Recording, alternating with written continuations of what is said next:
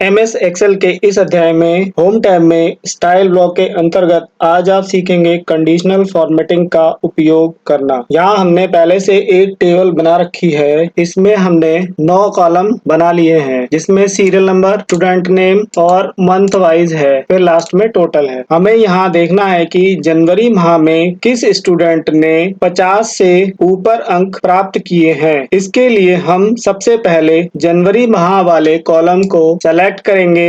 फिर home tab के अंतर्गत स्टाइल ब्लॉक में दिख रहे कंडीशनल फॉर्मेटिंग ऑप्शन पर क्लिक करेंगे। ओपन हुए ड्रॉप डाउन मेनू में से हाईलाइट सेल रूल्स पर माउस ले जाएंगे और उस पर माउस ले जाते ही एक और मेन्यू ओपन होता है, जिसमें ग्रेटर देन पर क्लिक करते हैं। इस पर क्लिक करते ही एक छोटी विंडो ओपन होगी। हमें यहाँ देखना है कि जनवरी माह में किस किस स्टूडेंट ने 50 से ऊपर अंक प्राप्त किए हैं। इसलिए यहाँ हम 50 टाइप करेंगे। जैसे ही हमने यहाँ 50 टाइप किया, बैकग्राउंड में जनवरी माह वाले कॉलम में जितनी भी वैल्यू 50 से अधिक थी वह हाईलाइट हो गई है। आप चाहें तो ड्रॉप डाउन वाले एरो पर क्लिक करके इस मेन्यू में से कलर भी बदल सकते हैं। अब हम ओके पर क्लिक करेंगे। ये देखिए 50 से ऊपर वाली सारी वैल्यू हाईलाइट हो गई हैं। इसी तरह हम आपको कंडीशनल फॉर्मेटिंग ऑप्शन में हाईलाइट सेल के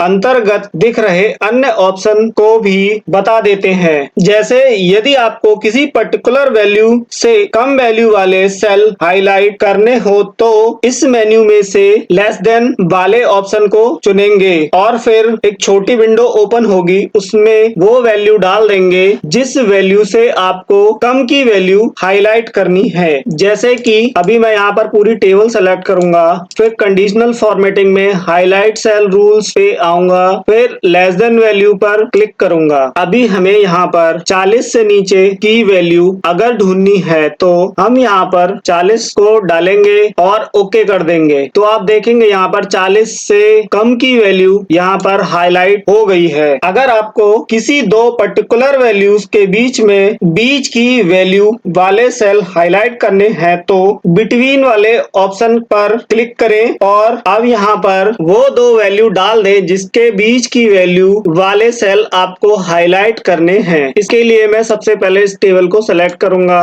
कंडीशनल फॉर्मेटिंग के हाईलाइट रूल्स पर आऊंगा, इसमें बिटवीन वाले ऑप्शन पर क्लिक करूंगा। यहाँ पर आपको दो वैल्यूज देनी है, तो यहाँ पर मैं एक 40 दे देता हूँ और एक 60 दे देता हूँ। तो यहाँ पर 40 और 60 के बीच की जो भी सेल होंगी वो हाईलाइट हो जाएंगी। यहाँ पर 40 से लेकर 60 तक की सारी सेल हाईलाइट हो गई हैं। अगर आपको कोई पर्टिकुलर वैल्यू ढूंढनी है तो उसके लिए हाईलाइट सेल में इक्वल टू वाले ऑप्शन पर क्लिक करेंगे और वहां पर वो वैल्यू डाल देंगे। जैसे कि मैंने यहाँ पर 60 को डाला है, तो यहाँ पर 60 पूरी टेबल में दो जगह है, तो वह हाईलाइट हो गया है। इसके बाद ऑप्शन है टेक्स्ट दैट कंटेन। अगर आपको टेक्स्ट के अंदर कोई चीज ढूंढनी है तो आप इस ऑप्शन का उपयोग कर सकते हैं। इसके लिए हम पहले टेक्स्ट वाले कॉलम को सेलेक्ट करते हैं और उसके बाद कंडीशनल फॉर्मेटिंग में हाईलाइट रूल्स में टेक्स्ट दैट कंटेन्स पर क्लिक करेंगे और यहाँ पर हमें जो भी टेक्स्ट ढूंढना है, सपोज मुझे यहाँ पर मैंने टाइप किया है वो मुझे ढूंढना है और मैं ओके करूंगा तो वह टेक्स्ट हाईलाइट हो जाएगा। अगला ऑप्शन है अ डेट अक्यूरिंग। इस ऑप्शन का उपयोग हम अपनी टेबल में कोई भी डेट को ढूंढने के लिए करते हैं। इसको समझने के लिए मैंने यहाँ पर एक डेट का कॉलम इंसर्ट कर दिया है और इस कॉलम को मैं सेलेक्ट कर लेता हूँ। इसके बाद मैं कंडीशनल फॉर्मेटिंग में अ डेट अक्यूरिंग पर जाकर क्लिक करूंगा तो यहाँ पर एक विंडो ओपन होके आती है। इसमें यस्टरडे की डेट, टुडे की डेट एंड टुमारो की डेट आती है। यस्टरडे की डेट पर क्लिक करूंगा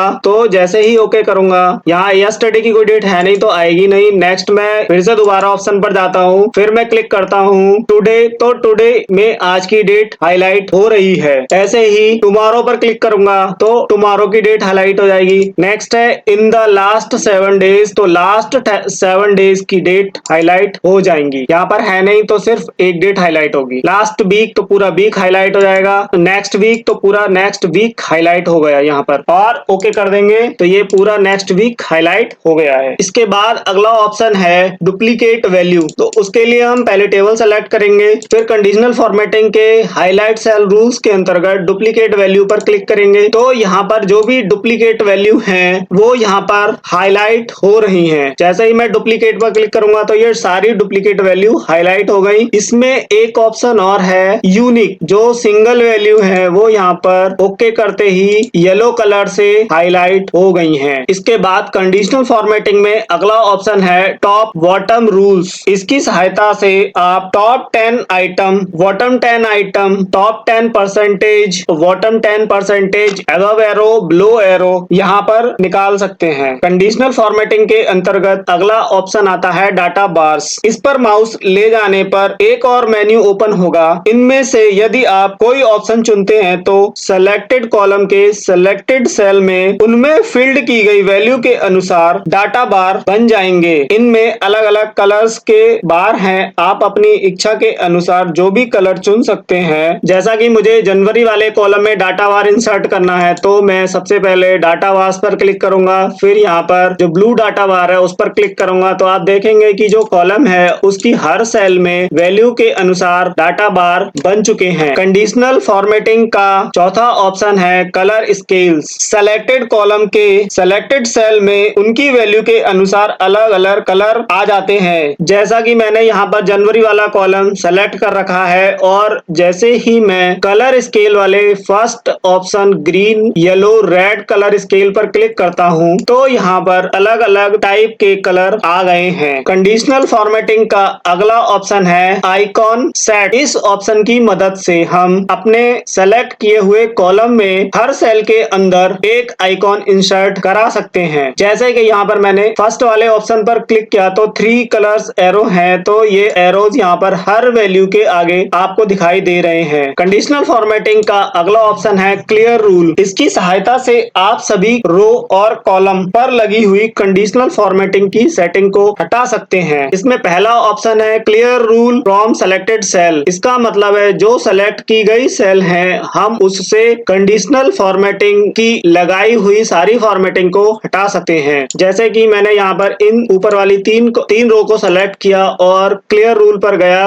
और फिर मैंने कर दिया clear rule from selected cells. तो आप देखेंगे जो फॉर्मेटिंग यहाँ पर एरो वाली लगी हुई थी वो हट गई है। के बाद अगला ऑप्शन है क्लियर रूल में ही clear rule from entire sheet. इसका मतलब है पूरी वर्कशीट में जहां पर भी जो भी कंडीशनल फॉर्मेटिंग लगाई हुई है वो हट जाएगी। जैसे ही हम यहाँ पर क्लिक करेंगे तो पूरी शीट पर जो भी कंडीशनल फॉर्मेटिंग लगी हुई थी वो हट गई है। आशा करता हूँ कि मेरे द्वारा दी गई जानकारी आपको पसंद आई होगी। अगर आपको मेरे द्वारा दी गई जानकारी पसंद आई हो तो वीडियो को लाइक करें, अन्य लोगों के साथ शेयर करें और मेरे चैनल को सब्सक्राइब करें।